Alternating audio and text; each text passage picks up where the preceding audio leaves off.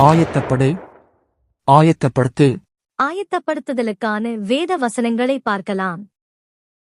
சமயம் வாய்த்தாலும் வாய்க்காவிட்டாலும் ஜாக்கிரதையாய் திருவசனத்தை பிரசங்கம் பண்ணு. எல்லா நெடிய சாந்தத்தோடும் உபதேசத்தோடும் கண்டனம் பண்ணி கடிந்து கொண்டு புத்தி சொல்லு. அன்றியும் சகோதரரே, நீங்கள் கற்றுக்கொண்ட உபதேசத்திற்கு விரோதமாய் பிரிவினைகளையும் இடரல்களையும் உண்டாக்குகிறவர்களைக் குறித்து எச்சரிக்கையாயிருந்து அவர்களை விட்டு விலக வேண்டுமென்று உங்களுக்கு புத்தி சொல்லுகிறேன். மேலும் கடைசி நாட்களில் கொடிய காலங்கள் வருமென்று அறிவாயாக.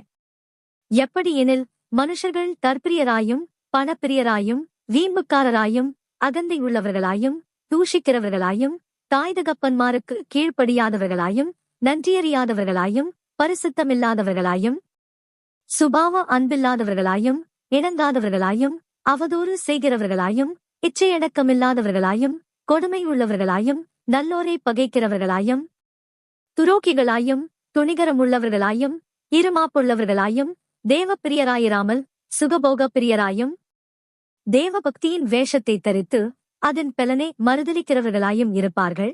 இப்படிப்பட்டவர்களை நீ விட்டு விலகு.